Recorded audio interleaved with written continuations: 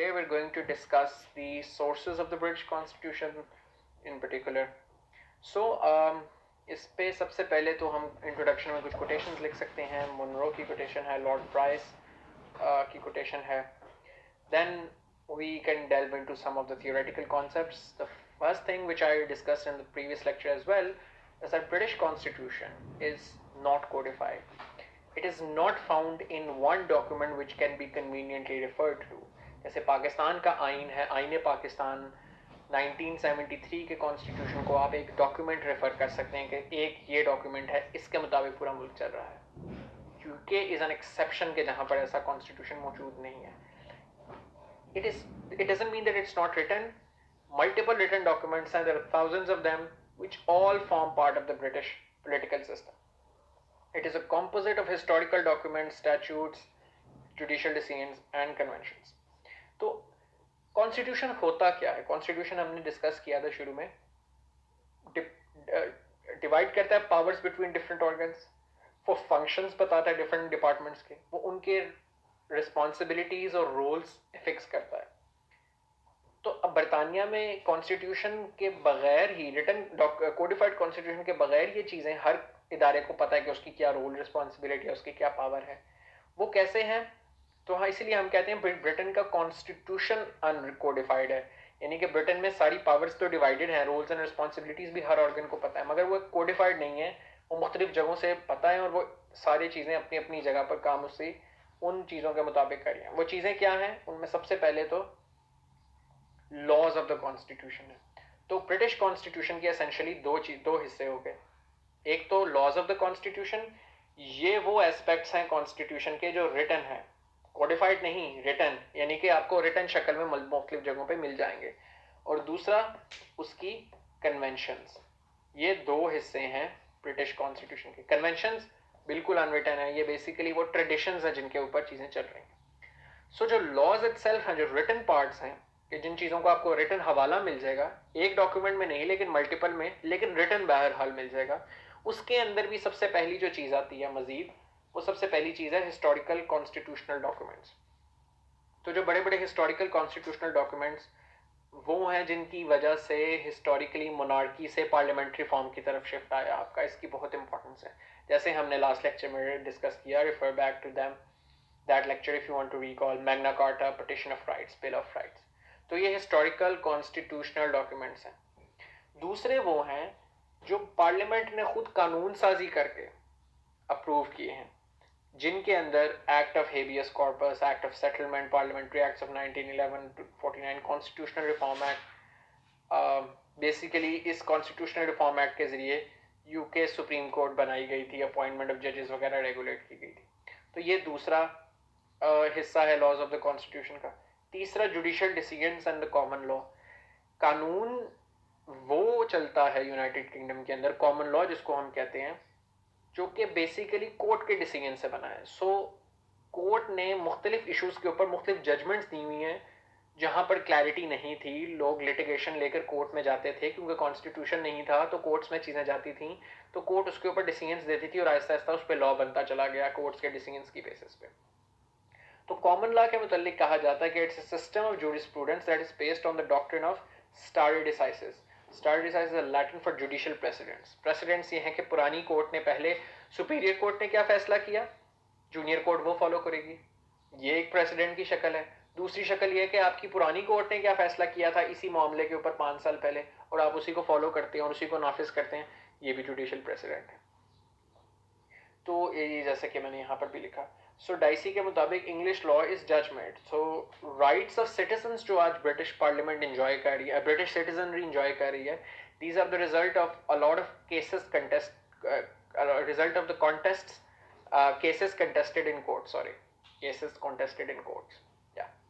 सो ये आइडिया है. ये भी लेकिन जुडिशियल, ये भी चूंकि रिटन शक्ल में मिलते हैं, यानी जुडिशियल जजमेंट्स जो हैं वो आपको रिटन शक्ल में मिलती हैं, तो इसलिए दे part of the laws of the constitution because it's the written part. चौथी चीज जो रिटन शक्ल में आपको कॉन्स्टिट्यूशन की मिलती है वो कमेंट्रीज ऑफ एमिनेंट जूरिस्ट. बड़े बड़े कानून दानों ने बरतानिया में जो बड़ी अपनी कमेंट्रीज लिखी हैं कानून के ऊपर, जो प्रिंसिपल्स लिखे हैं, वो इसका हिस्सा बनते हैं. जैसे कि मैंने 3 रेफरेंसेस दी हैं, sir William Anson's, law and custom of the constitution, Erskine May parliamentary practice, Dicey की introduction of the constitution. Dicey is one of the most important historically the legal jurist in UK. ये क्यों important है ये eminent jurist की commentaries? Because इसी को पढ़ के आपके जजेस बनते हैं, इन्हीं को पढ़ के लॉयर्स बनते हैं, यही कोर्सेज में पढ़ाई जाती हैं, तो ऑटोमेटिकली जो एक जनरेशन ऑफ लॉयर्स जजेस बनती है वो इनसे इन्फ्लुएंस होती है, तो ऑटोमेटिकली इन्होंने लीगल सिस्टम की थिंकिंग को इम्पैक्ट किया है।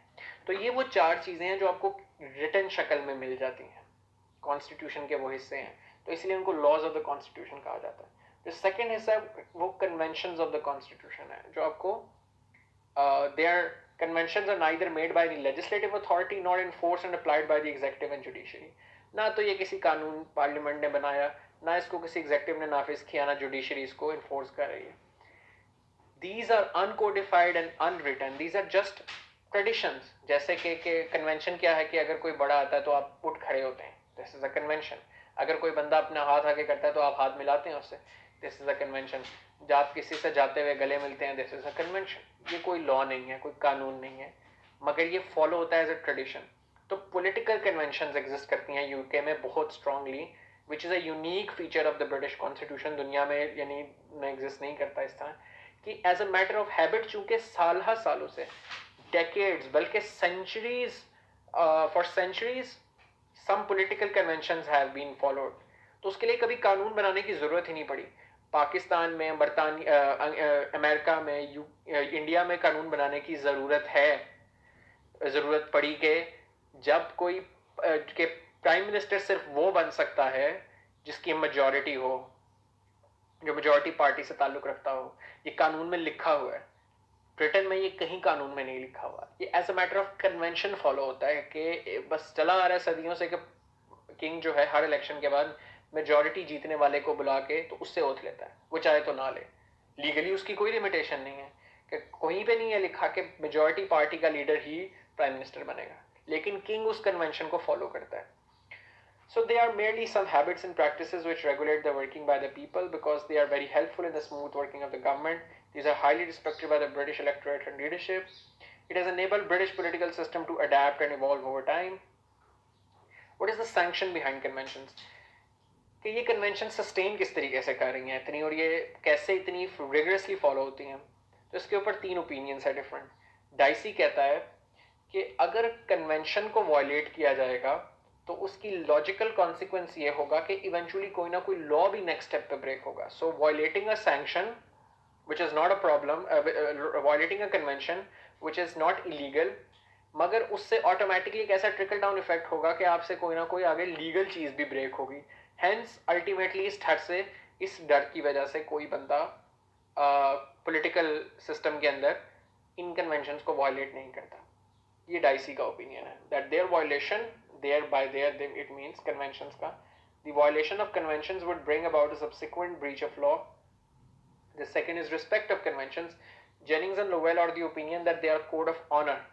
वो morality के principles, political morality set करते हैं, constitutional morality set करते हैं. So they are considered source of honor, hence they are not violated.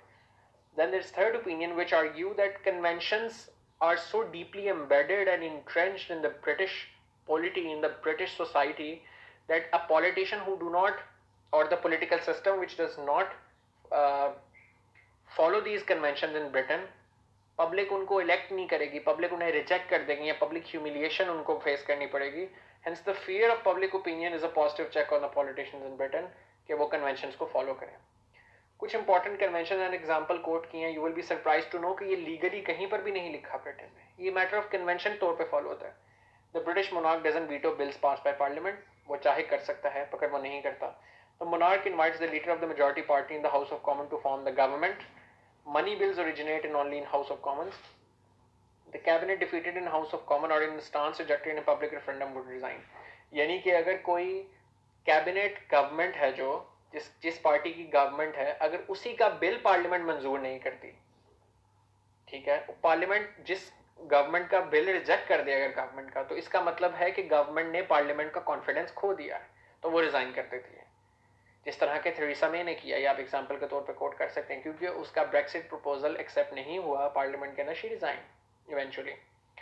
Similarly उससे पहले अगर तो कैबिनेट का गवर्नमेंट कोई बात पब्लिक रेफरेंडम में लेकर जाए और उसका स्टांस पब्लिक रिजेक्ट कर दे तो भी वो रिजाइन कर देते हैं, जैसे कि डेविड कैमरॉन ने रिजाइन किया ओवर ब्रेक्सिट वोट, क्योंकि David Cameron was in favour of remaining within Europe but public voted to vote go outside of European Union. तो ब्रिटानिया में ये समझा जाता है कि इसका मतलब कि आपने पब्लिक की सपोर्ट खो दी है, तो फिर वो रिजाइन कर देते हैं। It is important to note कि ये जो पहली 3 बातें हमने डिस्कस की हैं, ये पाकिस्तान, इंडिया, जितनी दूसरी कॉलोनीज रही हैं ब्रिटेन की, वहां पर ये चीज़ कॉन्स्टिट्यूशन में लिखी है कि ये चीज़ ऐसे होगी, लेकिन ब्रिटेन में नहीं ये लिखी हुई, ब्रिटेन में ये अनकोडिफाइड है। तो हुआ ये कि ये बेसिकली वैल्यूज़ और ये सिस्टम्स ब्रिटेन में ओरिजिनेट किए, वहाँ पर फॉलो होते रहे रिगरसली, क्योंकि उनका सिस्टम इस वजह से स्मूथली चलता था, इन चीज़ को वैल्यू किया जाता था और बहुत डीपली एम्बेडेड थी वो यूके पॉलिटिकल सिस्टम के अंदर। जब उन्होंने कॉलोनाइजेशन की दूसरे ममालिक पे, like India, Pakistan, Africa and nearly half of the known world, तो ये चीज़ें एक्सपोर्ट हुई उन सारी कंट्रीज में, ये सारी वैल्यूज और प्रिंसिपल्स। और जब डीकॉलोनाइजेशन हुई, बरतानिया गया, तो उन्होंने इन सिस्टम्स को फॉर्मलाइज करके कॉन्स्टिट्यूशन की शक्ल में ढाल दिया, मगर बरतानिया को खुद कभी ज़रूरत महसूस नहीं हुई इन चीज़ों को फॉर्मलाइज करने की। आगे अगला ये है कि क्या एडवांटेजेस और डिसएडवांटेजेस हैं अनकोडिफाइड कॉन्स्टिट्यूशन के। तो सबसे पहली तो ये कि कॉन्स्टिट्यूशन अमेंड करना आसान है। अगर आपने एडवांटेजेस बताने हैं तो definitely this should be over some other country ना, तो इसलिए कंपैरिजन के लिए हम यूएस वगैरह से कंपैरिजन कर सकते हैं। तो it's easy to amend the constitution. जो कॉन्स्टिट्यूशनल सिग्निफिकेंस की लेजिस्लेशन है वो ईजिली की जा सकती है, चूंकि अमूमी तौर पे जहां पर रिटन कोडिफाइड कॉन्स्टिट्यूशन होते हैं वहां constitution amendment process is even difficult than law making process. Law making के लिए 50% चाहिए होता है, 50% +1, बट कॉन्स्टिट्यूशनल अमेंडमेंट के लिए आपको ज़्यादा चाहिए होती है। जैसे यूएस के अंदर आपको 2/3 मेजॉरिटी चाहिए होती है दोनों हाउसेस में, हाउस ऑफ रिप्रेजेंटेटिव्स में भी और सेनेट में भी, and then 3/5 ratification by the senate, यानी 3/5 of the states, which is how much, 30 something, 50 में से 37, 35, आई डोंट नो। तो मतलब काफ़ी ज़्यादा स्टेट्स की अपनी असेंबलीज भी रेटिफाई करें, फिर जाके कोई कानून में तरमीम होती है। तो it's a very difficult process. तो इंपॉर्टेंट चीज़ें, जबकि चूंकि कोडिफाइड कॉन्स्टिट्यूशन नहीं है, एक आम लेजिस्लेशन की तरह ही कोई तरमीम की जा सकती है, कोई कॉन्स्टिट्यूशनल सिग्निफिकेंस की चीज़ पास की जा सकती है ब्रिटेन के अंदर। Similarly it's more flexible and adaptable. अब इसके लिए एग्जांपल के तौर पे मैंने डेमोन्स्ट्रेट किया है कि बरतानिया में स्लेवरी अबॉलिश सिर्फ एक एक्ट के जरिए बना सकते थे इसके अंदर। When the parliament felt that it should be abolished, it was abolished. But US के अंदर जहाँ codified constitution था, वहाँ पर it took a war for them to abolish slavery and then pass that legislation. Why? Because जो institutional conservatism एक होता है, क्योंकि codified चीज़ कंजर्वेटिज्म की तरफ लेकर जाती है। कंजर्वेटिज्म इन द सेंस के जो कानून में लिखा है आप उसको उसी तरह इंटरप्रेट करते हैं। तो चूंकि ब्रिटिश यूएस कॉन्स्टिट्यूशन में लिखा था कि स्टेट्स के ये राइट्स हैं, फेडरल गवर्नमेंट सिर्फ ये कर सकती है, तो जो आप में से यूएस हिस्ट्री पढ़ते हैं उन्हें आइडिया होगा कि सदर्न स्टेट्स का ये क्लेम था स्लेवरी ना अबॉलिश करने का, कि ये स्टेट राइट है, this is our right. Federal government के पास ये कॉन्स्टिट्यूशनल इख्तियार नहीं है कि वो स्लेवरी आकर सदर्न स्टेट्स में ख़त्म कर सके, हमारा राइट है और हमारे इंटरेस्ट में है स्लेवरी। कॉटन की प्रोडक्शन की वजह से, प्लांटेशंस की वजह से उनके पास और लेबर नहीं थी, तो वो इकोनॉमिक ग्राउंड्स पे जस्टिफाई करते थे। तो चूंकि कॉन्स्टिट्यूशनल और लीगल सैंक्शन मौजूद था एक कोडिफाइड कॉन्स्टिट्यूशन होने की वजह से, तो वो इतनी मुश्किल हो गई चीज़, जबकि यूके में वो कितनी आसानी से की हो गई थी। तीसरी चीज़ पार्लियामेंट की सुप्रीमेसी होती है। जब कॉन्स्टिट्यूशन कोडिफाई होता है तो वो हर एक की पावर्स को लिमिट कर देता है, वो जुडिशरी को भी पावर देता है, क्योंकि कोडिफाइड कॉन्स्टिट्यूशन का मतलब है जुडिशरी बहुत पावरफुल हो जाएगी, because now judiciary is going to interpret that codified constitution and then enforce that, hence then it can फिर उस कॉन्स्टिट्यूशन के टच स्टोन पे, कोडिफाइड कॉन्स्टिट्यूशन के टच स्टोन पे वो डिफरेंट लॉज को अल्ट्रा वायरीज भी डिक्लेयर कर सकती है जुडिशरी। मगर जब वो कॉन्स्टिट्यूशन ही एग्जिस्ट नहीं करता, कोडिफाइड नहीं है, तो जुडिशरी की पावर इतनी होगी ही नहीं, दूसरे ऑर्गन की नहीं होगी। इसका मतलब पार्लियामेंट सुप्रीम होगी। जब पार्लियामेंट सुप्रीम होगी इसका मतलब कि public will be the sole driver of the and their representatives will be the sole driver of public policy. इसके डिसएडवांटेजेस क्या हैं कि लेजिस्लेटिव डिक्टेटरशिप की तरफ चले जाते हैं आप, कोई चेक्स एंड बैलेंसेस ही नहीं है लेजिस्लेटिव की पावर पे, जुडिशरी किसी चीज़ को वो नहीं कर सकती, जुडिशल रिव्यू में अल्ट्रा वायरिस डिक्लेयर, कोई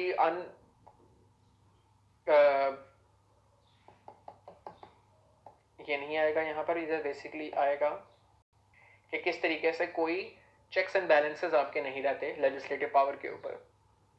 दूसरा, इंस्टेबिलिटी नेशनल पॉलिसीज, बिकॉज जो भी नई गवर्नमेंट आएगी उसकी पावर पे कोई लिमिटेशंस नहीं है, कोई एग्जीक्यूटिव ऊपर से नीचे से, कोई जुडिशरी उनको लिमिट नहीं कर सकती। Hence every new government will have ability to change things dramatically, और स्टेबिलिटी और कंटिन्यूटी इन पॉलिसीज नहीं आती।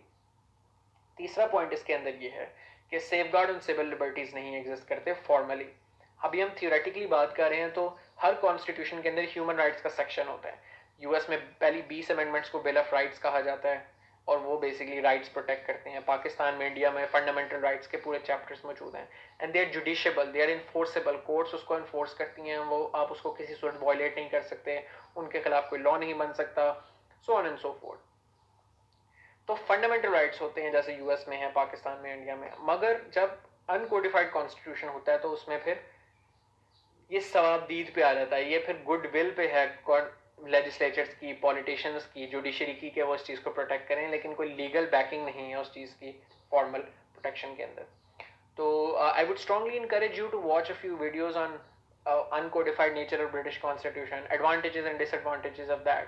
To so know you so you know you can uh, have more retention in the sense of that you can absorb more content. काफ़ी ज़्यादा ऐसी चीज़ें हैं, examples हैं that when you watch the videos तो आपको थोड़ी समझ आती है, लेकिन रिटेंशन आपकी कम होती है. So I would recommend you guys to, after watching this video, sometimes do some cursory Google research, YouTube research, watch a few videos, read a few small articles on this, as well as read on the books, text books जो आपने use कर रहे हैं, अगर world constitution आप use कर रहे हैं, या इसी वीडियो को मल्टीपल टाइम्स देखें, ताकि आपकी रिटेंशन जो है वो आहिस्ता आहिस्ता improve हो. So that's all from my side today. I hope this lecture helped you guys, and I'll see you next time in next lecture. Thank you.